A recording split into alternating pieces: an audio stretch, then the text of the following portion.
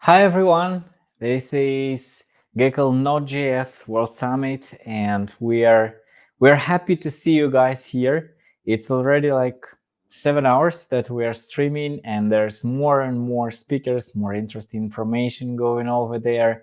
There'll be a lot of exciting events and insights that you can get, so please stay tuned to our session. Actually, now I have a quite good surprise. So if before the previous speakers that we had here, all of them had the first, almost all of them had the first experience on a live online conference. Liran is actually having more experience in that. We've been working already on the previous conference again for the Node.js. So I'm happy to see. Hi Liran, how are you? Hey there, what's up? Happy to see you again. Thanks. You're always so positive and full of energy. How do you do that? Good mindset. Perfect answers. I see again the guitarist there on the backside. So I remember that you did some music as a bass player.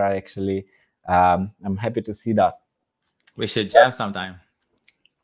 Definitely, yes. Tell us, please, a few words about yourself for those people who are seeing you first time. No, sure. So I'm from Israel. I'm really happy to be here again for all the Geekle kind of like conference work. See everyone here, and hope to talk more about Node.js security, kind of like raise the awareness about Node.js security. My day-to-day job is more like a developer advocate at Sneak. I'll kind of like introduce myself in a couple of slides. But I love working with the community. I love working with developers, bringing kind of like the awareness on, open source security and all the things that we should worry about and concerned about. So it's kind of it in a brief. Yeah, okay. I saw your brief. So that's why I wanted to ask you, what was your inspiration for this? It has actually a quite good name. So it's called Stranger Danger, Finding Security Vulnerabilities Before They Find You. Very well said. Indeed. What inspired you to that? It's more like the fact that, as we use open source, kind of like so many packages, and all of, behind them there are people, maintainers, all probably with goodwill, everyone trying to do their best in the open source universe that we live in. But at the end of the day, they are strangers. We don't really know them. We don't really, know what are their skills regarding security, where they tested for security. So it's going to be, part of the talk is kind of like putting the emphasis on that, and again, raising the awareness, making sure people understand those risks, and act accordingly. Like, all should be responsible for this. Sounds very good to me. All right, we are ready to start the session. At the end of it, I will show up just for a few seconds, and I'll say 5 minutes left, then 2 minutes left, then 1 minute left, and then we are gonna have the break. So ready to go? Awesome. Yeah. Cool. Perfect. Let me add your shared screen here, and I'm disconnecting. Good luck, Liran. Thank you. All right, let's make sure this renders well.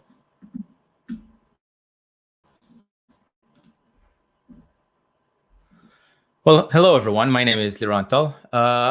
I'm from Israel. I'm a developer advocate at Sneak, where we do developer-friendly security tools to help empower developers to find and fix open source security issues in their projects. I'm actively involved in a lot of areas around the open source community, mostly around Node.js and JavaScript. So this could be through my work on the Node Security Working Group, kind of like helping improving the state of security for Node and the NPM ecosystem. If you want to know and hear more about it, it's all voluntary work. And we're happy to always welcome new people. Just ping me later on Twitter. Happy to discuss more and share about it. I'm also involved in other kind of like security, application security kind of projects. Things like the OS Node Code project, generally OS community meetups, and so on. So, enough about me. Let's kind of like dive into the world of security. And this talk is titled "Stranger Danger," right? And the idea is that I want to talk about all of those kind of like dangers lurking outside. And through this talk, we'll see some of them. We'll dive into how do they work, why do they happen, how do they function, how do they actually work, what's the exploit code like, so that we can mitigate against, we know what's going on there. And I'll show you how it actually works in terms of how these vulnerabilities come to life in a real live application that you can build in Node and JavaScript in general. And this is how to be kind of like more more aware of what's going on, more conscious in terms of those dependencies that you have.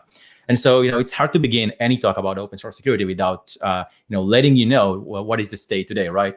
And so I think today nobody would question the fact that, software has made an incredible impact on modern software development, and it continues to expand. Year after year, we're seeing those graph and trends, especially in npm. Being the biggest repository for open source projects, or libraries or dependencies, depending on the ecosystem and the exact wording that you use.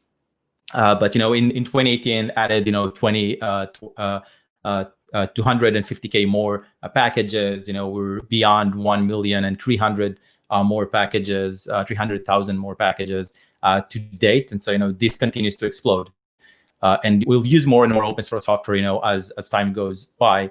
And even today in enterprises, the numbers are that open source is just prevalent. It's just everywhere, right? And they make up a lot of the projects that we actually build and ship. Of course, I guess I don't need to tell anyone this who's like, on the Node, on this Node Global Summit conference from Geekle, because half of the time, probably most of us are just spending time, until all of those packages kind of install. So like we're aware of the problem, we're aware of all of those dependencies that we consume, day to day, and that's okay. Nothing is bad with open source. It's just like there's a question of how much do we actually know about those dependencies, about what we use, about how is it bundled within the project.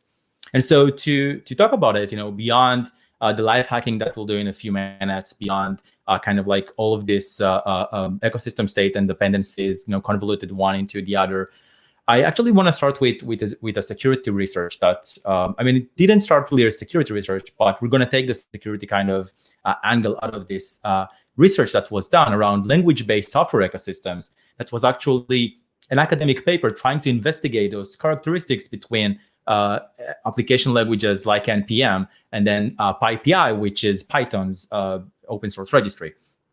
And so one of the things that I read that report and highlighting here, just my own personal preferences for finding, but one of those is that NPM has about 61% of abandoned packages.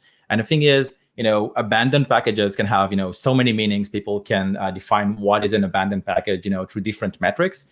And for the sake of that academic research, what they did is they said, everything, every package that did not receive a new release in the last 12 months would be considered as abandoned package. And if you use that metric up to about a year ago when that data was collected, so the research is according to 2019, we get 61%, more than half of all of NPM packages did not get a new release in the last 12 months. It could be considered abandoned if you want to go with that metric. And you could go ahead and say, well, maybe that package is mature, maybe it just exists in the registry for a long time. People just use it, that's just fine. Some of them, don't really need new versions released. But then we get to that story that we had, with the event stream incident, right? Event stream being usually not a direct dependency, and indirect dependencies, like you will not see it as direct dependencies in your like React project or Node project, but it will go there as an indirect dependency. It gets downloaded by millions of times a week from npm itself. And what happened there is that event stream could have been considered, would have been on Liran, that. Yes. Sorry for disturbing you. I actually have to tell you that the slides rendering, there is some small problem with the slides rendering. Let me see it on your local. Yeah, I will share, unshare and share again. Let's see. Yeah, sure. Let me change the layout as well. Just a minute, I'm sorry. Sure. But well, fixing any issue on the go is much better than not fixing it at all. Yeah, definitely. Let's make sure everyone gets it. All right. Is it better now? Perfect. Now it is okay. Perfect. Sorry, thank awesome. you. Let's keep going. No worries. Let me know if there's any issues. Sure. Okay, now it's everything fine. Go ahead. Thanks. Awesome. And so we had this event stream issue, and people, this had really made an impact on the ecosystem in terms of someone being able to like maliciously inject a dependency, deeper down a dependency that was malicious, doing that through like social engineering their way into gaining access to the NPM, to the GitHub, to all of those kind of things. And what we ended up learning from that is that even those dependencies that do not get could be considered abandoned. Event Room was not abandoned, but it could have been considered that just because it wasn't having a stable release every more than 12 months ago.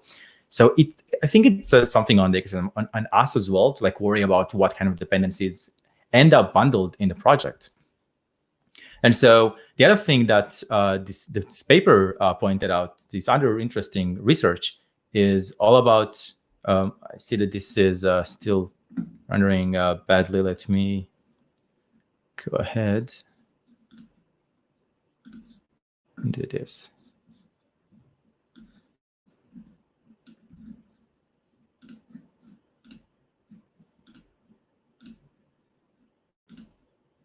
Okay, let's watch on that right now and see how that goes. And so the other interesting point from that research was that for every npm package that you install, on average, you'd be pulling in more than four levels deep of dependencies. And I think it just shows how much we are dependent on open source software, but specifically in JavaScript, because that's kind of like an npm specific versus Python one, and how we are very dependent on those maybe smaller libraries to do something, but then we use them a lot. We use those bits of small codes, kind of like a small line of codes as a number utilities in our project. We use it a lot, and so that's one of it. Another thing is just the mental exercise. Imagine you build an application with Node.js, right? Your mental image of the application that you build is this following yellow blob, which is kind of like the representation, the whole end-to-end kind of like functioning application. Except in reality, if you think about it a little bit more, that mental image is a bit distorted, because the code that you actually write, right, the code that you actually put in your IDE to build this app, is significantly small, because you use a lot of packages. You use maybe Fastify, maybe Express, a lot of other open source packages that help you build a Node project, and you rely upon a lot of open source. That number that you rely upon, in general, is going to be somewhere around the 90% of the entire code that you actually use. And so, in this metric is something that have been also reported upon in other kind of researches. So this isn't something new. It's what we deal with today in enterprises as well. So it's something to be conscious of in terms of all of the amount of code that we actually use. And so the other thing that I want to talk about is, I think it's hard to imagine the days of writing software without any open source dependencies. So managing dependencies for projects is an important task and requires due diligence to correctly keep track of all of those libraries that you depend upon. After all, yes. Sorry to disturb you again. It looks like there is probably a persistent issue with the rendering. So my question is: Are you swapping between the screens, or are you actually taking just the slides? Just the slides. All right. You keep them on a different screen, right? Yes. Yeah. Let me try maybe changing that. Yeah, I can see that at this moment on my screen, at least, it's broken again. Let's give it a try, and probably we'll try to keep you like on the same screen without swapping between the slides. Let's keep it. Okay, give me a sec. I'll move my slides to the other one. It should be good.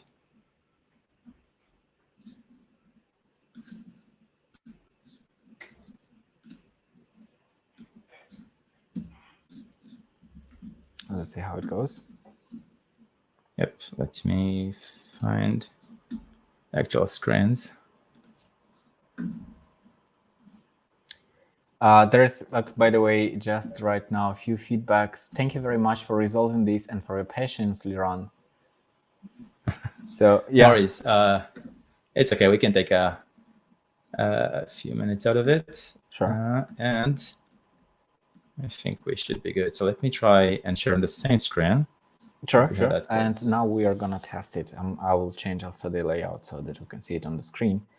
And also, I will ask you to just to change a few slides to see if it works fine or not. Sure.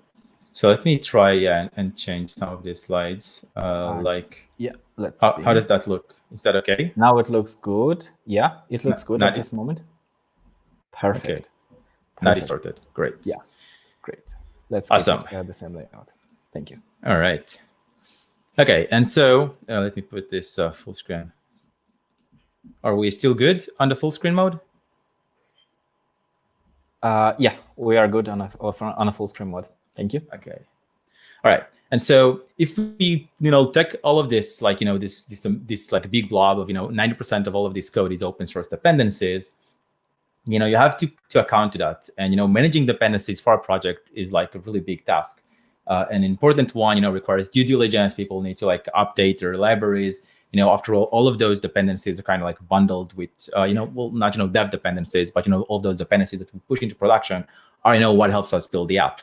And what actually is interesting is, what we have done in this kind of like the state of open source security report, which you can find on the Snyk website, is the fact that we find a lot of vulnerabilities that are actually coming in through indirect dependencies. So for example, if you take, this stat that, I'm sharing here, 78% of the time on NPM projects that, Snyk scans for users for free, and, it's fine to use that. We'll discover vulnerabilities mostly, 78% of the time in indirect dependencies. Even if you're watching, Fastify, changelogs and Express changelogs and so on, most of the time it's not going to be a vulnerability in those direct dependencies. It's going to be in any of those that kind of like, getter in between through those like indirect and transitive dependencies. So, something to be very conscious of. And what can possibly go wrong with, such indirect dependencies that you have on a project. And so this is kind of like a timeline of incidents, stemming from malicious attempts to kind of like introduce malicious packages into the ecosystem. Most of these, like backdoor projects trying to steal your credentials, your environment variables, do some other, kind of like bad stuff. Now, I wanted to focus on get cookies. Some of these story you may have heard about, but I want to show you a little bit more in depth what get cookies look like. So get cookies is a package which you would, generally use kind of like, in a like DOM moment, to parse HTTP headers for cookie data, right? Or is it, right? Is it something that will actually do that? And so it actually is. You can parse data with get cookies, but in fact, actually, get cookies is going to be nothing less than a command and control backdoor system that someone had injected, completely operated so that they could run remote code, remote JavaScript code real-time evaluated on any web server, like any Express web server that actually bundles this dependency. And so this is a real life story. This is it. You can find probably copies of this, but I'll show you like what is actually happening behind the scenes. And so the whole exploit codes, the whole backdoor that gets bundled if you install this package, which does give you cookies management, but it gives you a bit more, kind of like this backdoor. And so it is roughly about 40 lines of code. But to process remote JS code, there's going to be a way to inject data into this running web server. And the way that this is done is through this kind of like HTTP headers that I can go ahead and use to kind of like send this data out. But how does this actually work, right? The attacker had actually built a pyramid of nested dependencies to hide the get cookies behind them. To actually, even if you look at, HTTP fetch cookies, maybe you'll not find it because the backdoor is not there. It's not even in Express cookies; it's in get cookies specifically. So all of these are like the mindset of someone being malicious on the ecosystem, trying to create an impact in terms of like creating backdoor there. But still, 3 packages. The fact that you install get cookies, that are one package out of a million. Is not very promising. And so what we can do is maybe try to get it, to have more downloads, more credibility, so that, if you search for like cookies parsing on npm.js, for example, you'd get it first, or, it'll draw your attention to using it. But how do you do that? And so the story is kind of like, continues to expand. And what happens is, that particular malicious actor was able to go ahead and compromise this package called mail parser. All of these happening, not a whole long time ago, right? Like 2 years ago or so. So it's things that are actually happening, all the time on the ecosystem. So someone actually compromised mail parser account, which has, 500,000 downloads a month. And every time that gets downloaded, there were like, several versions of mail parser that were maliciously published, not by the original author of mail parser, of course. But they had that tree with all of those three packages inside them. And so, of course, mail processor itself is not like tied to a web server as Express, kind of middlewares would be. But regardless, it would go ahead and probably spike the downloads of all of those three packages. And then when you next in your next search for like Express cookies, you see this like Express cookies actual package having 500,000 downloads a month. Maybe you'll say, well, everyone use it. Why shouldn't I, right? And then you get the backdoor. So we kind of caught on this pretty quickly as a community. But real story, real things that happening in the ecosystem, and I'm no short of those stories, right? I have a ton of more of those. So this is an example that we talked about, just about malicious packages, maliciously compromised accounts, and so on. But there are other kind of vulnerabilities that are happening all the time. SQLite, for example, is a great kind of a piece of software for ORM, but it's very popular, getting 500,000 weekly downloads as well.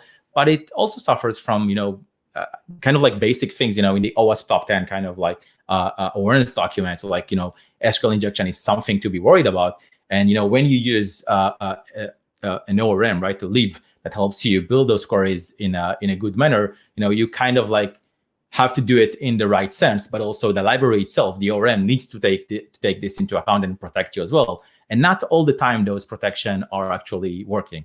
And so those vulnerabilities, the Snyk security research team had actually found 3 kind of skill injection vulnerabilities back in around August and July 2019. Not a whole long time ago, it was fixed. We reached out to the SQLite maintainers. They were very promptly active, collaborative, fixed it and so on. But if you're not staying up to date with those vulnerabilities, with those like versions that are actually fixing vulnerabilities for you, you're going to find yourself, not just, out of time in terms of, maybe features or bug fixes, but also vulnerability fixes. And, that's an actual risk at this point. And so let's talk about how do you get from dependency vulnerabilities to application vulnerabilities, right? How do we cross that boundary? Because having, how do you actually like, do something malicious as an outside actor to the fact that some dependency is vulnerable. So let's take a look at what that means. Since I switch the screens a bit, let me make sure that we have everything here. So I think we need one more screen. Let me share that. Actually, we do have it. I see. Okay, cool. That should be okay.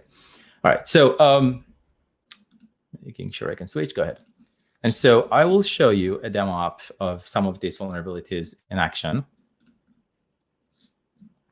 Let's get make sure this works. So this is like a really simple to-do application.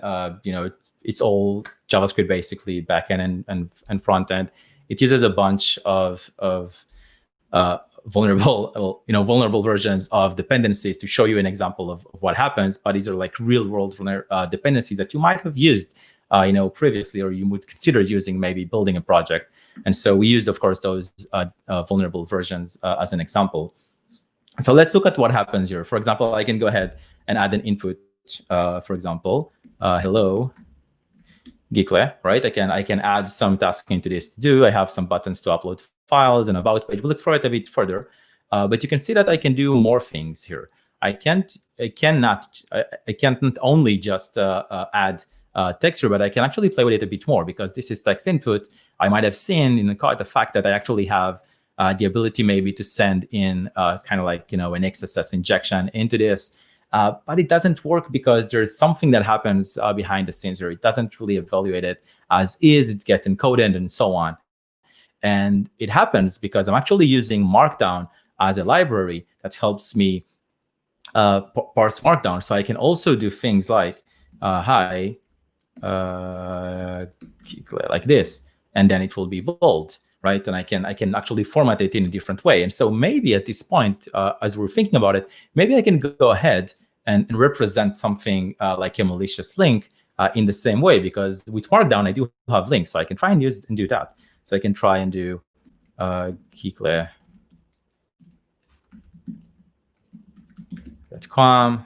for example.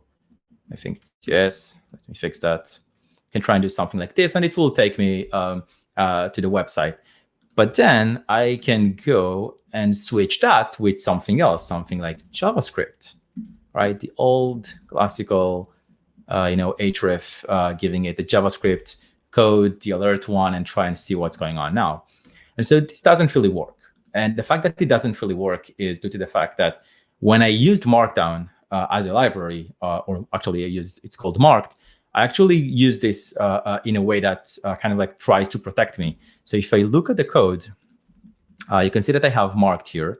I'm using this nice plugin that shows me as I require some of those packages, how many vulnerabilities I already have. But you can see as I use it, and if I go a bit to the code itself, you can see it has sanitized true. So it helps me escape those script tags and those JavaScript and so on. And Marked, by the way, is actually a pretty popular, generally speaking, kind of library.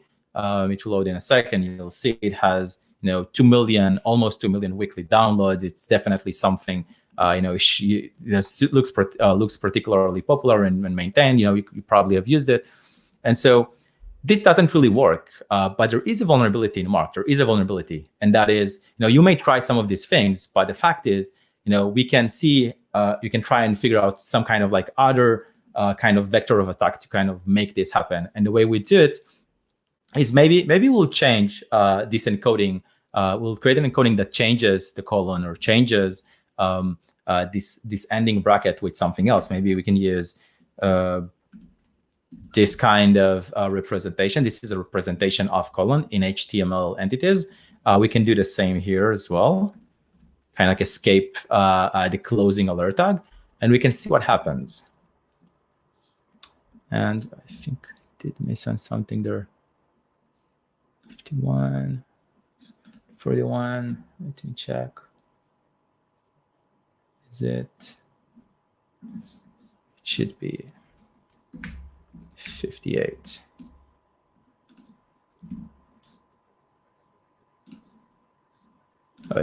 I got it. Not using the correct one. So let me try it like that. So if I try this string, just using a different kind of the right notation for HTML entities encoding, what happens is I'm getting a different result than like a broken string, and that is because if we look at the code for Marked, the maintainer had actually thought about all of those kind of like attacks and people encoding it, and what they're doing is actually trying to go ahead and find with a regex this kind of HTML entity and then escape it and break it, right? So they're actually they're like working on what happens when we try to encode it. And that's a really good step, except the vulnerability itself manifests in the fact that there's something related to the browser itself. So if I were to go ahead and add something like this, like literally this variable, what that should do in a second when I run it is actually do the following.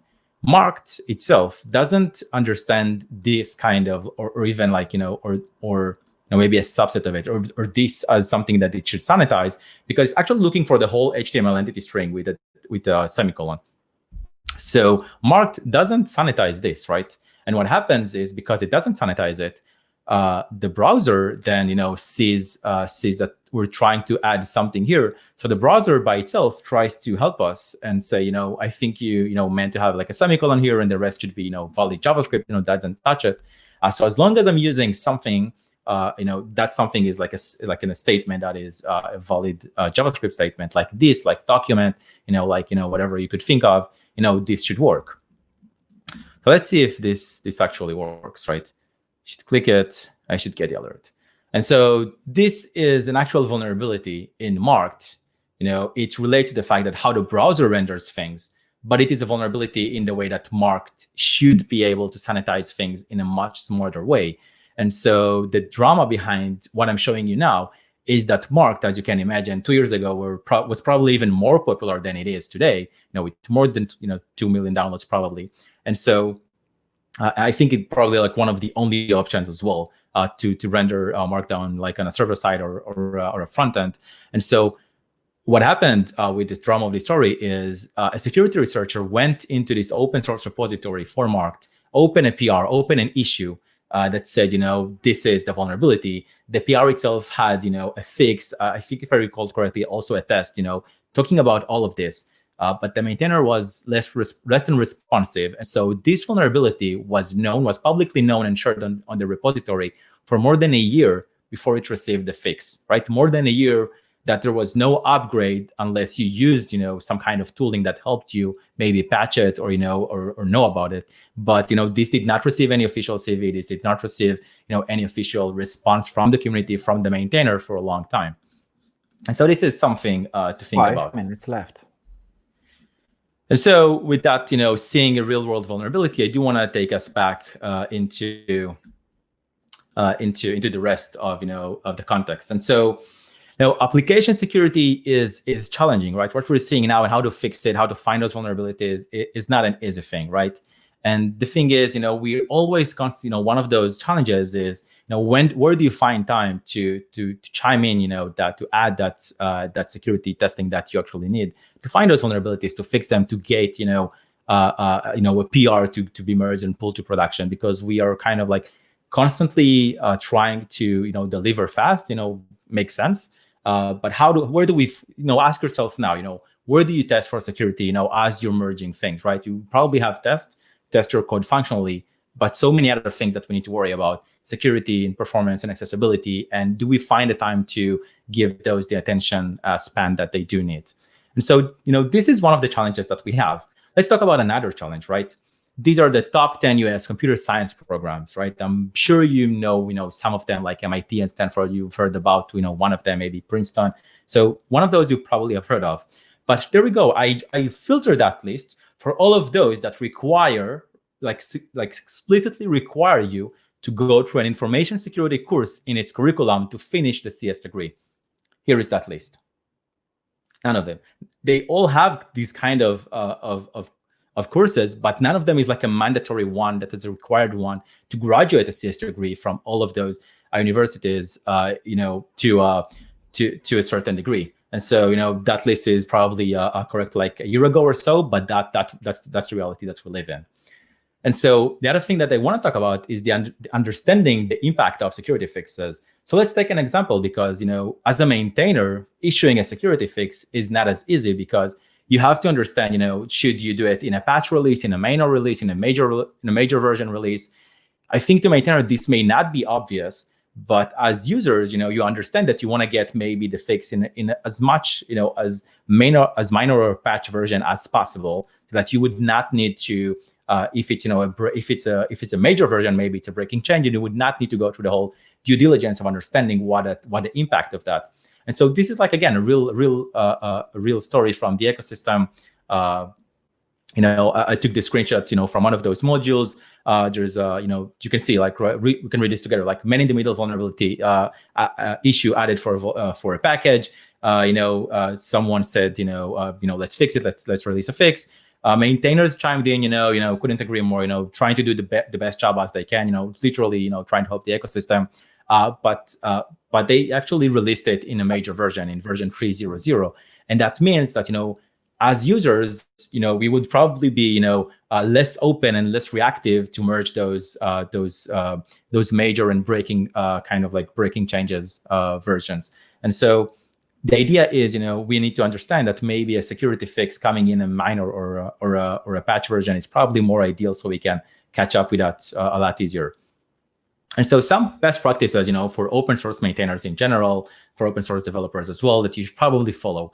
And that is, first of all, enable two-factor authentication, protect your users. We talked about it in the sense of, mail parser as a library was compromised. And so if maybe someone used a better password as a maintainer, if they used 2FA, it would have been harder to compromise that library. I can give you, ping me later on Twitter, but I'll give you dozen more libraries that you probably know about, that were compromised, in the same manner, just because they did not use, proper passwords and proper 2FA. And so, have a responsible disclosure policy is an important thing as well. So like people understand how to report security issues to the project. So something, like marked will not be, an exploit that is out in the wild that everyone knows about it and there's no patch.